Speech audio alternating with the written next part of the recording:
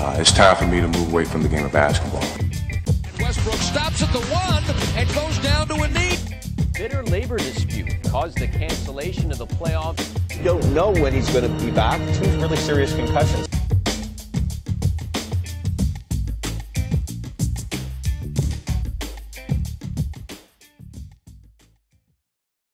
Welcome back to How To Fantasy Sports. In today's video, what we're going to do is we're continue our look at the positional rankings for the 2012 fantasy basketball season. Specifically, we're going to look at the power forwards.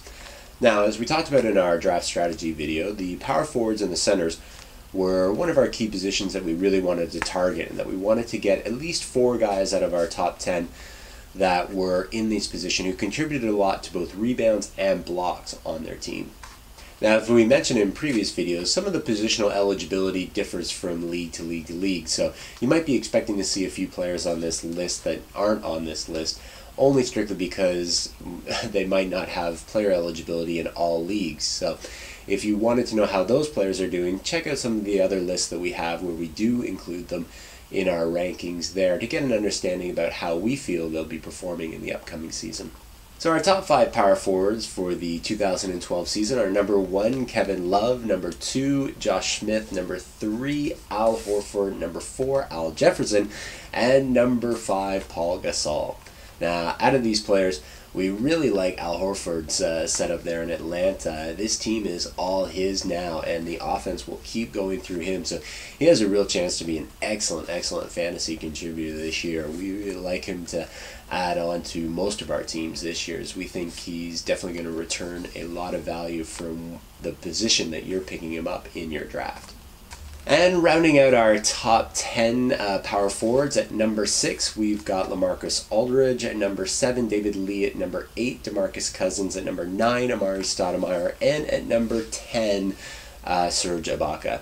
And as we talked about in our draft strategy video, if you find that you're drafting players like Serge Ibaka, which have a great upside in some categories and very strong downsides in other categories, then just ignore focusing on the downside categories for the remainder of your draft. If it's just a category that you're not going to be able to compete in, so focus on competing in the categories that you can compete in, and that will keep you more competitive over the course of your season.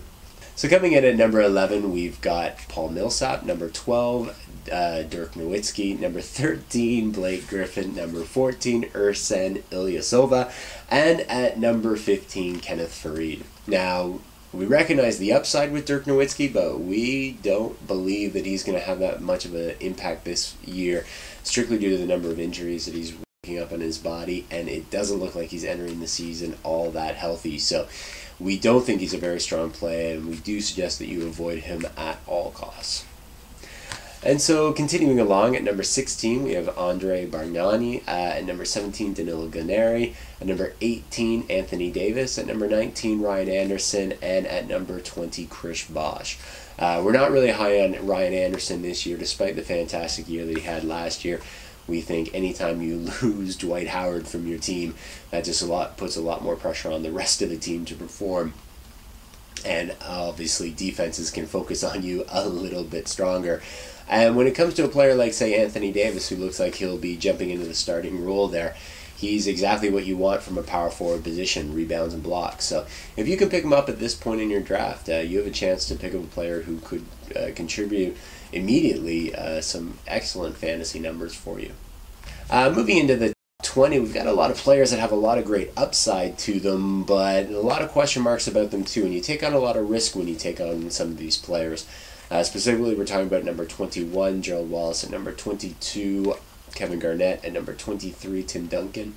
At number 24, Zach Randolph. At number 25, Carlos Boozer.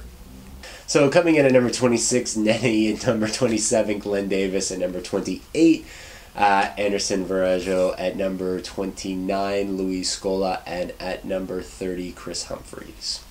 And so after that top 30, there's still a few power forwards still remaining out there that you might want to take a shot on at the later end of the round. Specifically, we're looking at players like Derek Favors, Elton Brand, Brandon Bass, and even Bismarck Biyombo depending on the role that he gets in that offense. We think some of these guys have the potential to put up a pretty good fantasy basketball season in 2012, so definitely worth taking a late round pick on them. So that concludes our look at the positional ranks for the power forwards for the 2012 fantasy basketball season. Hope you enjoyed this video and found some information that you found useful to help improve your drafting position.